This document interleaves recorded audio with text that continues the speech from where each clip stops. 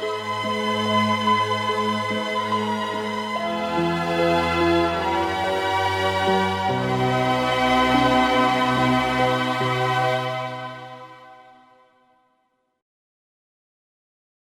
is still Data Chat on Ray Power 100.5 FM.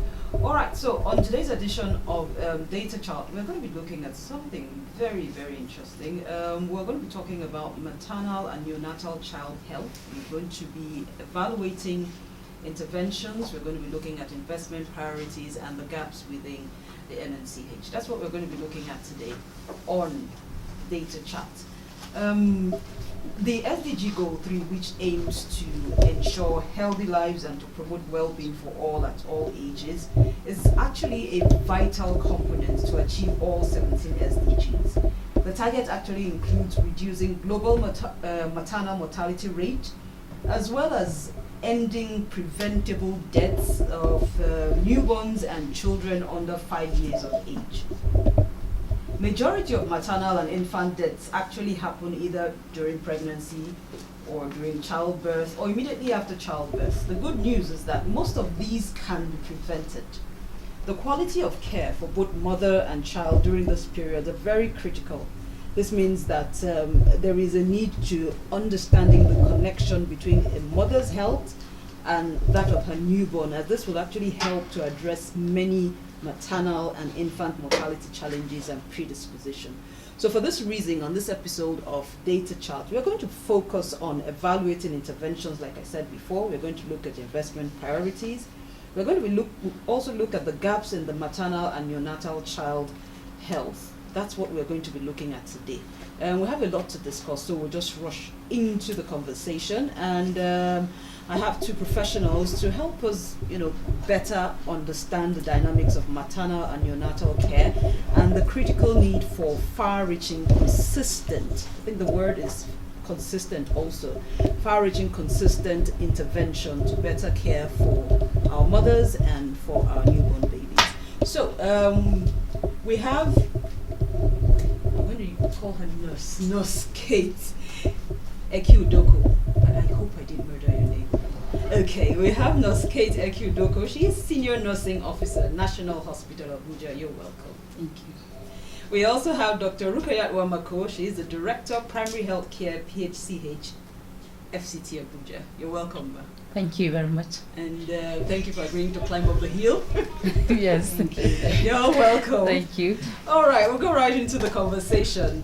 Okay, so we had this governance poll that we did very recently, NOI polls, and it looked at government's performance. It looked at a lot of indices. We looked at education, we looked at what people are saying in terms of approval and perception of people, what they're saying about education, what they're saying about health, infrastructure, and all of that. And from the findings of that government approval rating for May, it shows that 16% of our respondents rated the performance of government in healthcare to be either good or very good, 16%. What this means is that there seems to be a need for some kind of improvement in the healthcare, or people are actually concerned about our healthcare. So I'm going to start with Dr. Wamako. What is your assessment of the health sector? Are there improvements that are of note that we should acknowledge?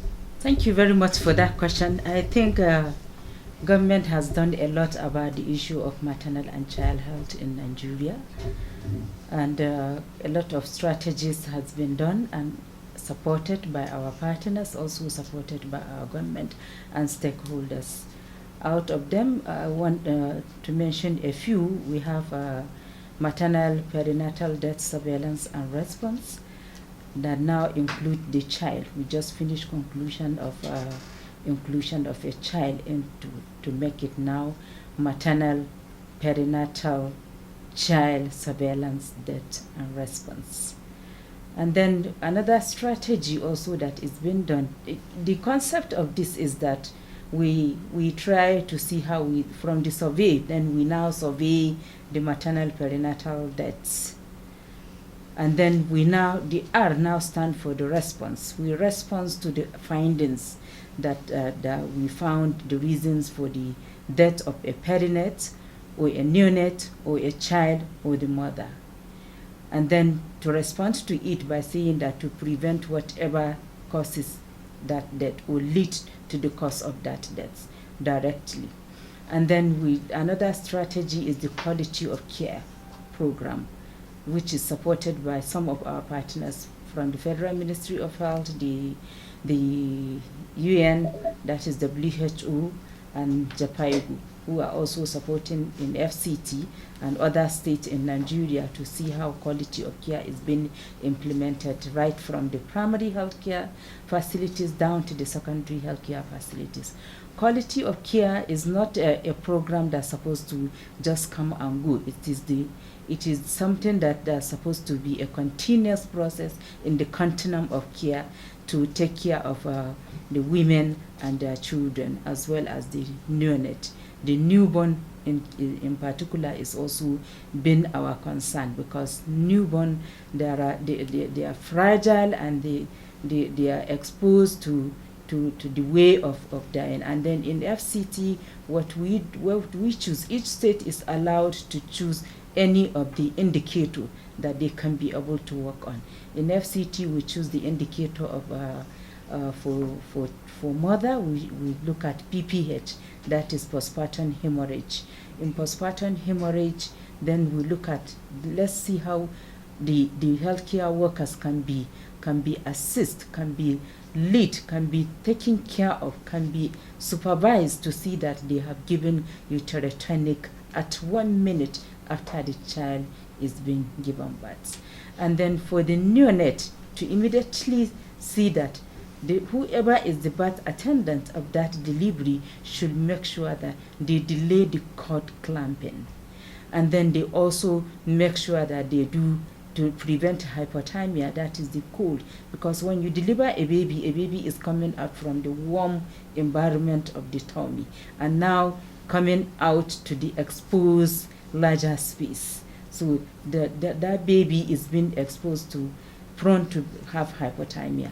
So you need to keep that baby warm, you need to clean the baby, you need to make sure that the baby is warm, and then deliver the baby to the chest of the mother, and then at the same time to do skin to skin care. Skin to skin, that is the baby skin and the mother skin together. And then you dry the baby, you now cover the baby, and then you delay the cord clamp for that. And then while doing that, you are also stimulating the initiation of breastfeeding.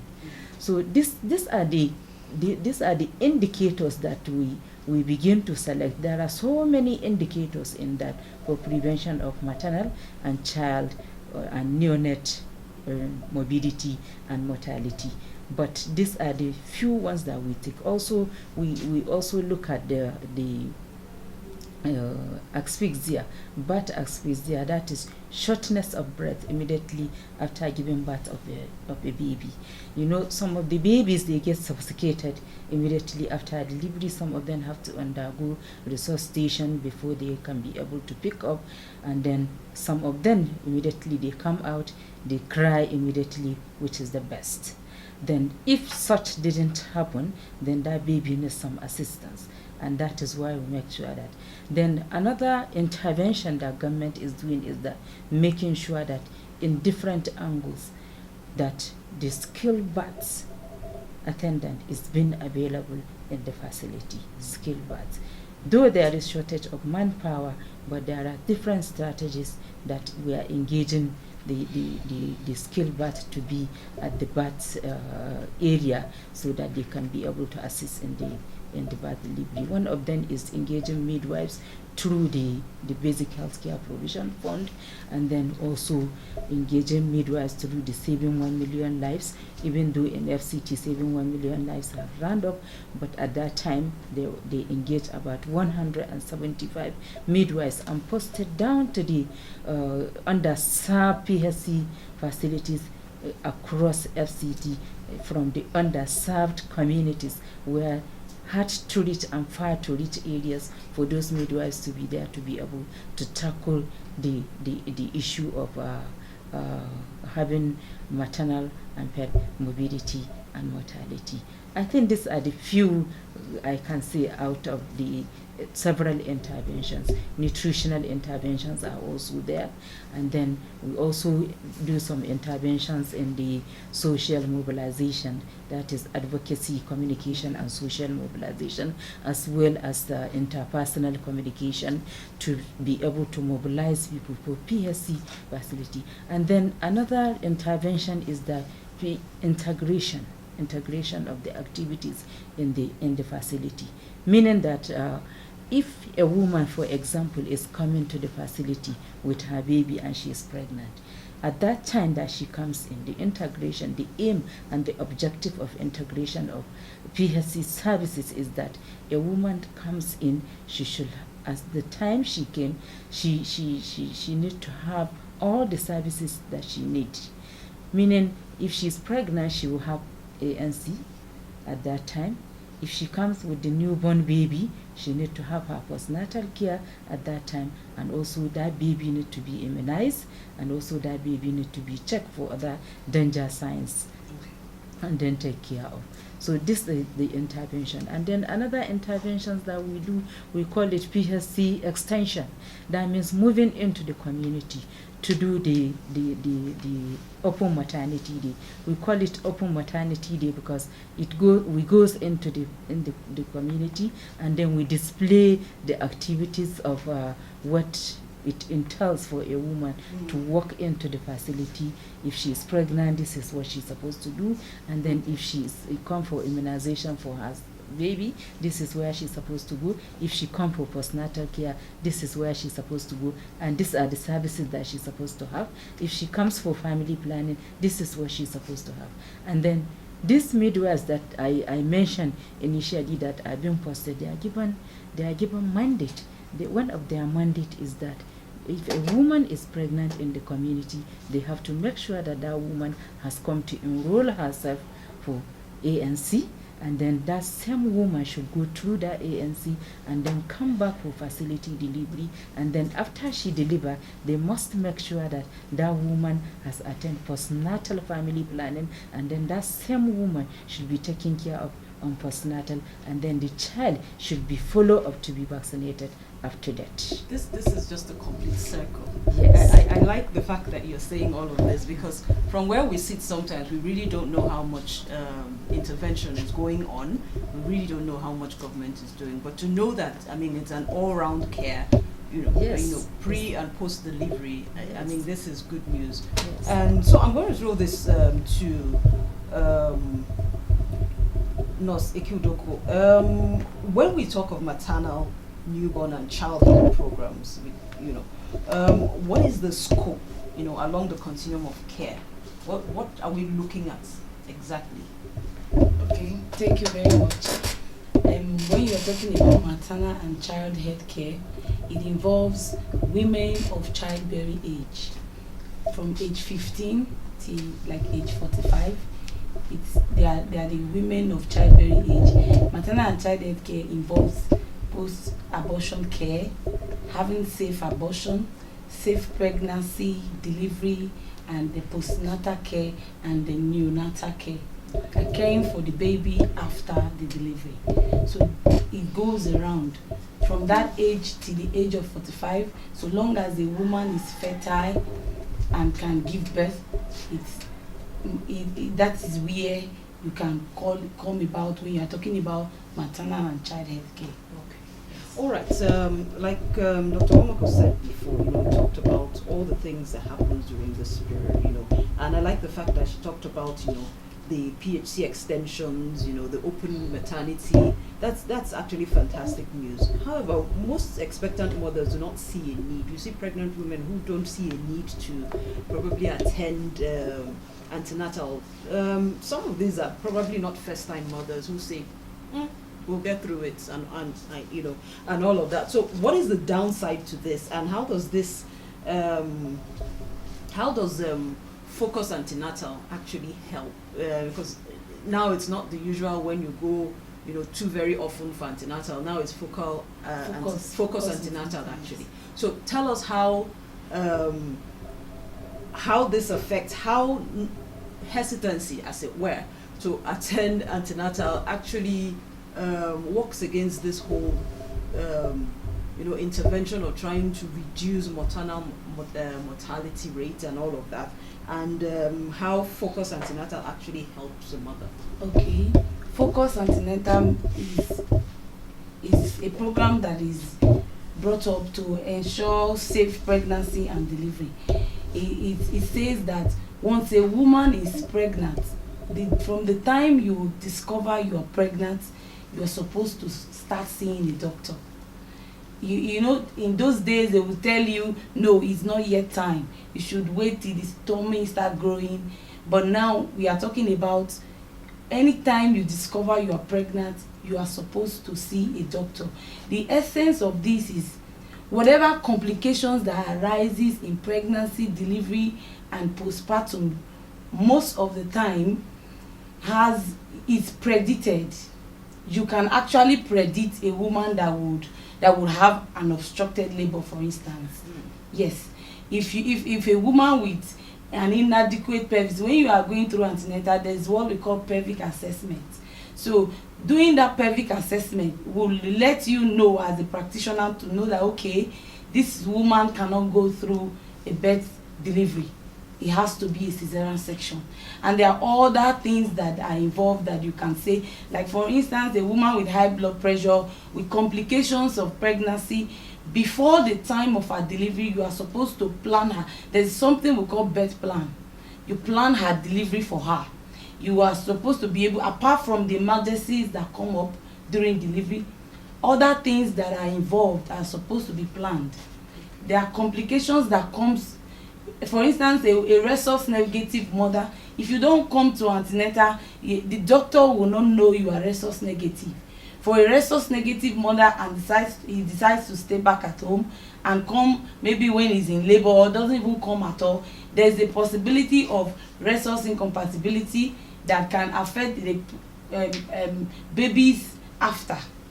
You see a woman have a child now and subsequently is not able to have because there's mix-up of positive and negative blood.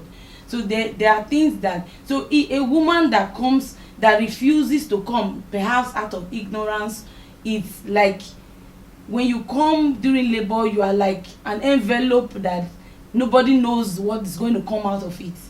But when you have a history, when you come in as a booked patient, we call them booked, when you already gotten their history, you are going through their file, you know that, okay, this woman can go for a vaginal delivery or not. So if you are able to know, the benefit of it is the practitioner is able to nip whatever problem that is supposed to come at the board. So if they decide to stay back, it will be on a negative side. Okay, I like that we're having this conversation so that people will understand the need. This more, for me, is more like advocacy, so that people will understand the need for them to access Yes. all of this that we have. So it's one thing for these things to be available for you to access. It's another thing for you to access the statistics that talks about the maternal mortality rate in Nigeria, and it stands at about 814 per 100,000 live births. This means that the lifetime risk of a Nigerian woman dying during pregnancy or during childbirth or after childbirth is 1 to 22. This is in contrast to the lifetime risk in developed countries estimated at 1 in 4,900. Okay, what is responsible for this alarming maternal mortality rate experienced in Nigeria? What are we not doing right, despite all of these interventions? Thank you very much. I would like to start by saying that there is a review in the issue of focused antenatal care. Is no more focused antenatal care. WHO has reviewed it to be the new concept is 8 visit, not the 4 visit of focused antenatal care, because a review has been made, and then we now find the review now found that a woman who is pregnant to come only 4 times to the time she registers for antenatal till the time of delivery. Supposing if she happens to register antenatal at least 4 months, for example, and then the remaining months, for her to complete 9 months, she is to come four times only. Then complications may occur. The gap is much. Some of them tend to come back for the second, or if something happens, she could not come back for the second, she come for the third visit, and then you now find that a complication has happened. Yes, maybe, for example, hypertension. Pregnancy-induced hypertension. At the first time she came, maybe her BP is normal. Then for the second visit, she was unable to come, and then she decided to come for the third visit. And then for the third visit, she come with high BP and then swollen legs. You understand? The complications has already begun to set in. So now there is a review. It's now 8th visit. 8th visit. From the time she registered for antenatal to the time she is going to deliver is going to be 8th visit. So that she will have close monitoring before complication will set in. Then back to the issue of maternal mortality. The data you quote, I don't know, according to our demographic health survey of 2018, our maternal mortality is 512 per child. Yes, 5,000 live birth. That is what we have in our Nigerian 2018 demographic health survey. So now, if you look at previously, our maternal mortality was more than that, was about 560 something. Now it's 512. So we are looking at, we have some reduction. I don't know when that survey WHO made it, but this is what we have in our record. Was a reduction, and this is the recent. significant? Yes, there is a reduction in maternal mortality because there is a lot of intervention set in the issue of maternal mortality. Apart from the NPCDSR I talked about, then there is also all these interventions that I mentioned, and then provision of drugs, and then together with training and retraining of healthcare workers on the issue of early identification of complications, and then prompt referral to the next facility that can take care of. For example, a woman in the community, she comes to the facility, and then, or from the community, they now identify the people in the community surrounding her, people with her identify that this is something abnormal, and they now decided to bring her to the facility. And then from there, the facility will assess her. If it is primary healthcare facility, will assess her and then see how they can refer her to a secondary facility where she can be taken care of, or eventually to tertiary facility, depending on how it is. This is the sequence, because the point of entry of healthcare sector globally is primary healthcare. So primary healthcare is the point of entry into the healthcare sector. And then I think from this, our maternal mortality is reducing, and a lot of intervention has been made. Like the CHIPS program now, that is the community influencers that are now being trained and then pushed into the community. They will go into the community like a kind of home visit to local people, to meet them at home, and then find out if there are pregnant women. They look for any complication. Oh, you are pregnant, have you registered for antenatal? If no, they bring her to the facility. If she registered, have you gone for your follow-up? No, then they bring her to the facility for her follow-up. A child that is receiving immunization, default, they bring that child back to the facility. A child who is undergoing growth monitoring through nutrition, default, they bring back that child to the facility to continue from where they stop. So all these interventions are the interventions that really help us, and now see that we have reduced our maternal mortality. And then the counting of maternal mortality, we don't survey before. Now with the MPCDSR, we survey the maternal mortality and perinatal mortality, neonatal mortality, now in addition with child mortality, to survey it and then respond to it. That response, the R component of MPCDSR, the response begins right from the home to the facility level, down to the top of management.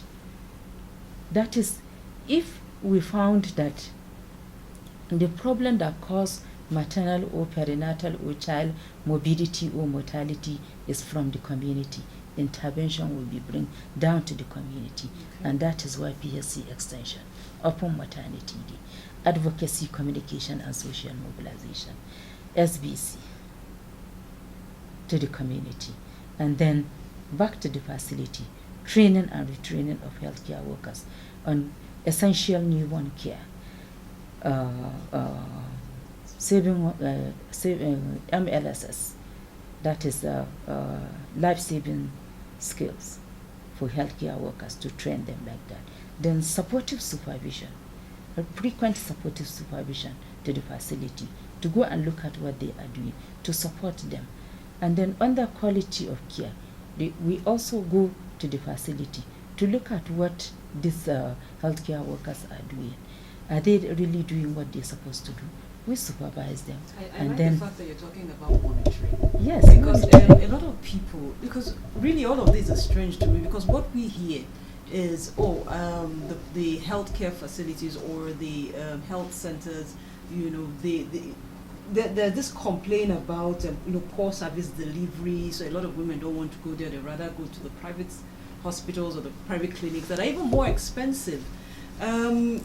What is I don't know. So I'm excited that you're talking about this now. The fact that these people are monitored at that level. What do you intend to do to convince people like me, and a lot of people who are listening, who are saying, what would I be doing at the health centers? The service delivery is really poor. There's no quality in terms of what they offer. Convince me. Good. You see, it's gradual, we will get there. But actually, extensive supervision and monitoring is being done with the help of our partners. IHP is helping a lot in FCT. Another state, northern state and the southern state, also helping to see that supportive supervision and frequent activities are taking place, engaging the healthcare workers to do what is right, to see the quality of care. And then what in FCT we have done what is called SOPs, standard operating procedures. Standard operating procedures has been done in FCT and has been disseminated in 2018. It was disseminated in 2018, and it been pushed to the facility, down to the healthcare workers. There is a pocket book for healthcare workers to be carrying, to be glancing about ANC, postnatal care, and also facility delivery. And then there are banners also that was done to be pasted at the areas in the labor room, all the steps to follow for delivery. And then for ANC, the banner is there pasted in the facility for them to follow step of ANC. Postnatal care, the banner is also there at postnatal area to follow the step by step of postnatal care. So this is what is done. So a pocket, and then in their consulting room there is also a flip chart, tabletop flip chart for the SOPs, for them as they are counseling or talking to the woman. They will be using that flip chart and then talking to the woman step by step that she's supposed to follow. This has been done and well established in FCT. This is good. All right, I would like to hear from our audience. We'd like to hear what your concerns are with regards to access to quality care for mother and child. We'd also like to hear your experiences with accessing health care whether in the private sector, or whether with the private facilities or with the healthcare centers, mostly for issues of antenatal and post-delivery. What improvement would you also like to see moving forward? So would like you to call in. The numbers are 0818 4270 287. I'll take that number again, 0818 4270 287. You can also reach us on 0818 4270 265. If you have questions, if you have concerns, if you have suggestions on improvement, we'd like to hear it. And if you have experiences you want to share with us, we'd also like to hear it. I'm glad that the government is doing so much. I'm just worried that a lot of us do not know that the government is doing so much. So we sit back here and we complain that the government isn't doing much. So we're, like I said, we're talking about postnatal. Sorry, we're talking about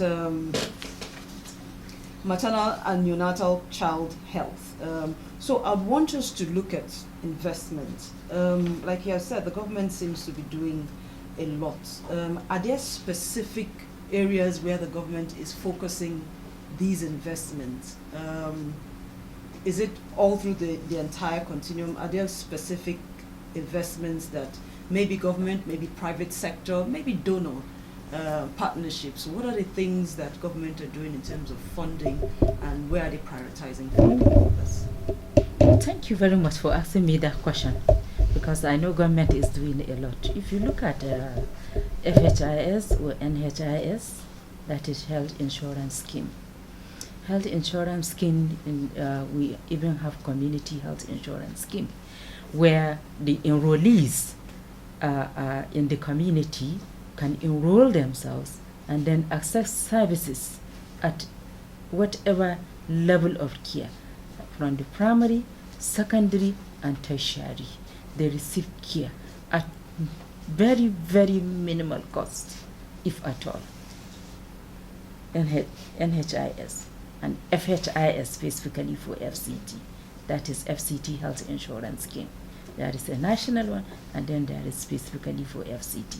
And then apart from that, there are a lot, again, government is doing by making sure that whatever intervention comes, they try to engage the partners. Partners working in Nigeria, supporting health system, we engage them in FCT. We harmonize them in one place, and then we even have partners meeting that we used to hold. So if you find a partner coming for example, child health, and then another one is also coming for child health intervention, then another one is also coming for child health intervention. So what we normally do is that we bring them together, that if you are for child health, maybe for specific malaria in children, then another one is coming child health, maybe sickle cell, then another one is coming child health, maybe nutrition. Then we bring them together so that we harmonize the work and then go along together. And then we always try to see that our partners, they should key into our programs, because every year we have our operational plan, we have our strategic plan.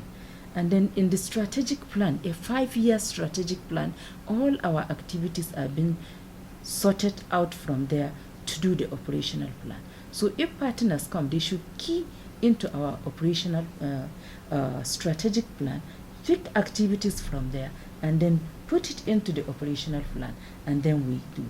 And then we do have annual operational plan for the whole year. And then out of there, we choose it out on quarterly basis to implement. This is how we work. And then those interventions are there. Partners are also coming to support us, and we also harmonize it, and we respect their coming to support the government, because government cannot do it all. And then another thing government is doing is that trying to see that we engage the people in the community. It's no longer the top-bottom strategy. It's now bottom-top strategy. Need assessment.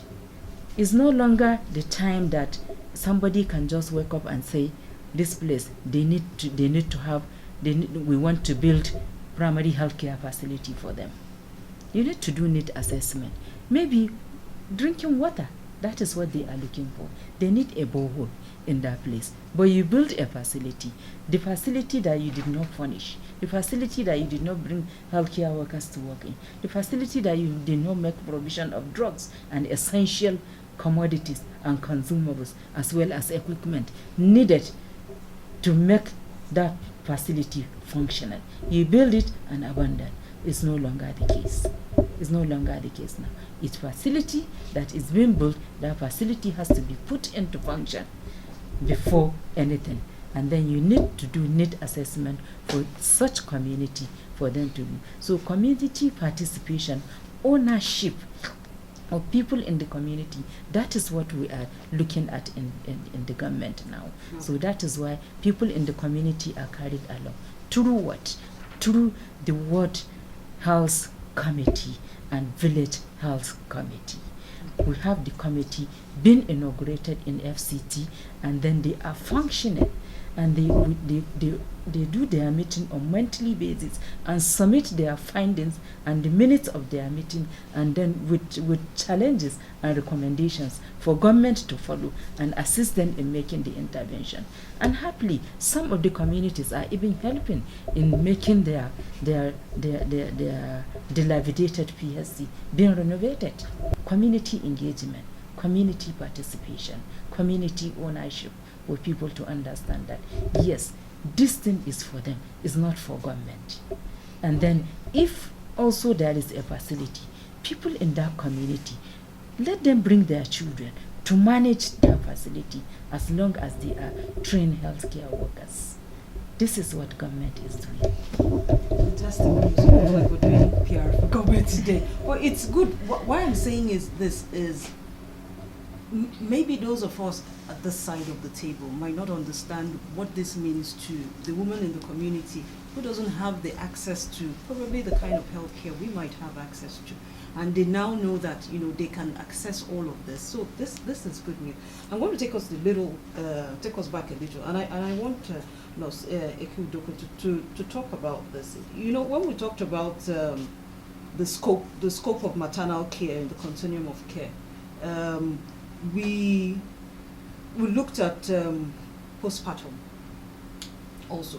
So post-delivery, what kind of services can a mother can a mother come to seek for, or would be rendered if after delivery? How long after delivery should I come back to the hospital to, and what should I be asking for? What kind of service should I be looking for? What kind of questions should I be asking? What kind of care am I entitled to post-delivery? Okay, anything that happens post-delivery is like an aftermath of the delivery process.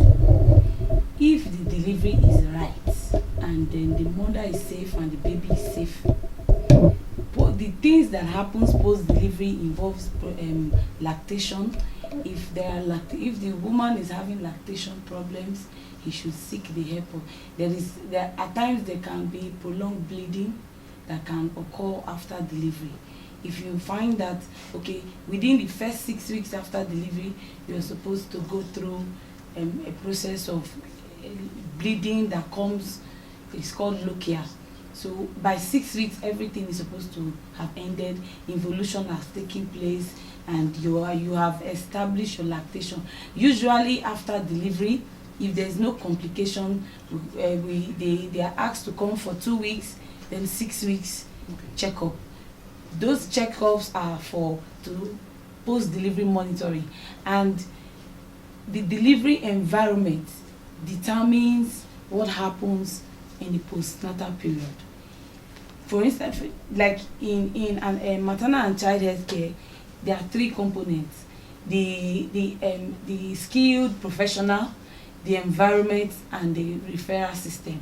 The environment plays a very important, the skilled professional and the environment play a very important role in determining the outcome of the postnatal period now. So if you get the professional and the environment right, talking about the environment, one of the things that problems that comes up post delivery is sepsis, infection after delivery, and this usually comes up when the environment is not right. That is why part of the things that we are doing to push good maternal and child health care is we are trying to introduce infection prevention and control into maternal and child health. So if that infection and control is made to make sure there is no infection in the process. You know, as the baby is coming out, the canal, the birth canal is bruised, there are wounds, there are injuries, and because of the wounds within the uterus, there's this likelihood of trapping infection. So the environment plays an important role. So we are supposed to maintain a septic procedure while carrying out delivery and caring for the neonate. The instruments that is to be used, the caring for the baby, everything that has to do with the mother and the child. Infection prevention and control is a key to ensure a safe post-delivery, because when the woman goes home, infection follow it happens to be an infection during the delivery might be okay, the baby is okay, but there is a maternal infection. Then one of the things that causes maternal death after delivery is sepsis. It's a major problem. So if you are able to tackle the environment, there is basically no issue after 48 hours of delivery that did not come up apart from sepsis. If the sepsis is taken out, every other thing is okay, and the woman is lactating well. If the woman gets home, what you monitor for to be sure that there is no sepsis is there is no temperature. If you start experiencing increase in temperature after delivery, persistent increase in temperature, offensive lochia, that's the discharge that comes out, it becomes offensive and becomes purulent and it's just coming out and it's smelly, foul smelling discharge, and you are having fever, you need to seek the help of a doctor. Okay. Yes. So if you are lactating well and the baby is from the growth monitoring, you should know that the baby is growing well, and if these are in place, I don't think there is any major need for you to be visiting the hospital frequently, except maybe the 6 weeks postnatal checkup. Oh, thank you. We're going to go on a very short break now, and when we come back, we're going to wrap this conversation. We have been looking at issues around maternal and child care, and we are still going to continue this conversation, but we're going to take this short break, and as soon as we're back, we'll wrap up the conversation. So we'll be back in a few minutes.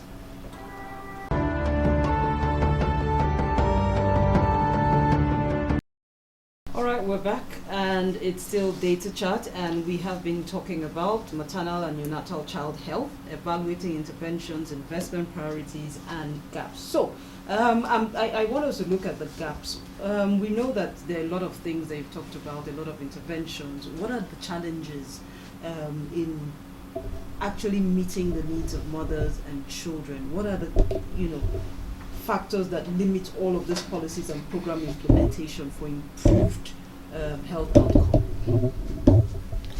Well, thank you very much. You see, if you look at you want to look at the gaps, you will not see that, medicine is dynamic. And then the whole scenario is also dynamic. And then if you look at the population of FCT, is also highly dynamic. About 5 million of people. And then people are trooping into FCT to come for greener pasture. And then people want to come closer to power. People want to come to earn a living in FCT. And that is why the healthcare services in FCT become more difficult. Coupled with the shortage of healthcare human resource. Human resource in health is short. Despite the fact that a lot has been done, but the wide aspect of medicine, care of people, within the continuum of care, people are short and people are trooping out, leaving the country. Healthcare workers are leaving the country. Doctors, nurses at all levels, doctors, nurses, including the community health extension workers, because people are looking for a greener pasture, so people are leaving the country. FCT is not excluded in this. And because of that, we are having shortage of human resource. Coupled to that, people are dying. And then people are retiring. This make our human resource in health to be short. Then as people, healthcare workers are becoming short and the work is becoming wide, because yes, the work is becoming wide because people are trooping in, coming into FCT. That is why the programming is difficult. If you make a plan today, if you did not implement in the next 2 weeks, I'm telling you, you have to reprogram, because people have come overnight, a bush, that no settlement. If you go back there to review your work plan, to review your macro plan, you will now see that it's now a big village in FCT. That is FCT for you. People are living in slum, squatters. People are living into far to reach and hard to reach areas in FCT. Far to reach in the sense that some of the communities in FCT, you have to go round into Niger State and then come back to assess a community in FCT.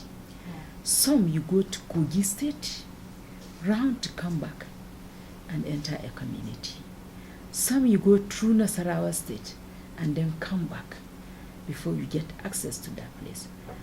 Some hard to reach, no road, erosion, rivers. You have to enter canoe for you to cross to get to a facility to do supervision or to deliver intervention or to deliver basic equipment and basic essential commodities that are needed. And then with that, you look at the referral. Supposing a woman, for example, is having postpartum hemorrhage, developed postpartum hemorrhage, a woman who has had her successful antenatal care, standard successful antenatal care in a PHC facility across the river. Now, she comes for delivery. Postpartum hemorrhage is something that can happen suddenly, and it is something that you can elicit and thought of it coming. So now this one, everything is normal, but she developed it. How will you cross the river with that woman? Pregnancy is a cycle. Most deliveries happen at night and then bring her to the referral facility. And that is why essential commodities and equipment are being served to those places, and then healthcare workers are being trained on how to tackle this, but nevertheless an expert care is needed, because people in the health facility, most of our health facilities, there are no doctors. It's being managed by some nurses, some there are even no nurses. It's being managed by community health extension workers. So these are the things, these are the major challenges that we are having, the referral system. A lot has been done, and we are doing to see how we can link. We have linked most of our facilities with the secondary facilities nearby for them for referral, but there are some difficulties that we are still facing as part of the challenges, and then coupled with the healthcare workers' attitude. All right, we've actually exhausted our time, but I want you to, in 30 seconds, talk about COVID-19 vaccination for mothers, for lactating mothers, for pregnant women. Thank you very much. Is it open for women within this category? Thank you very much for that. that because COVID-19 vaccination, as we hear from Jingus, is free and safe, and then for children that are going to school and also for adults that are eligible to receive vaccination, including the very elderly people. And then the pregnant women and lactating mothers, you weigh the risk and then the environment, she is the exposure, you weigh it and then you vaccinate, is safer. For children, what age? For children, even from the age of 12 who are traveling, can receive COVID-19 vaccination. All right. And it's free. As we wrap up, what is the improvement of that? What is the improvements that we would like to see moving forward in MNCH? Okay, one of the things that is a challenge is the fact that people prefer to go to the tertiary hospital rather than visiting the primary health care. From everything doctor has said, this implementation to improve, they are from the grassroots. They are not, majority of them are not in the tertiary care. Tertiary care is supposed to be when the primary has failed, you go to secondary. When the secondary has failed, you go to tertiary. But because of the way the ideology is, you're pregnant, you want to go to National Hospital to register. When there is no complication, the close monitoring that is required in a pregnant woman, you can't get it effectively there because the population that comes is now way too much more than what they can handle, while leaving the people that are trained to do the proper handling. Skilled professional is very integral in tackling the problem of MCH, and this skillfulness is brought down to the primary level, and some people even leave the health center and go to the private setting. I've had to meet some women. Most of the private health setting, most of them, they are not even trained midwives. They just pick somebody, train the person, and say you want to do a midwifery care in the those private settings. Right. So if you want to get a major care here, that usually in healthcare we don't fail, but we exhaust what we're supposed to do, and then we refer to the upper level. All right. Yes. So this is the most we can actually take. We've practically run out of time. We have been looking at maternal and neonatal child health. Looked at evaluating the interventions. We see the government has done so much, and there has been a lot of investment from the government, from donor agency, from private investors, and so much is happening. So we are urging people to take advantage of all of these things that the government is doing. And we are hoping that, and to mothers, please, a lot of people have this misconception about vaccination for pregnant women, vaccination for lactating mothers. Please go for the COVID-19 vaccination. It is open for pregnant and lactating mothers. This is all we can take. On behalf of the entire staff and management of NOI Polls, we will be here again. We're saying thank you, and we'll be here again next week, 5 to 6 p.m. on Fridays for another edition of Data Chat. I am Nelly Movici. Have a fantastic week.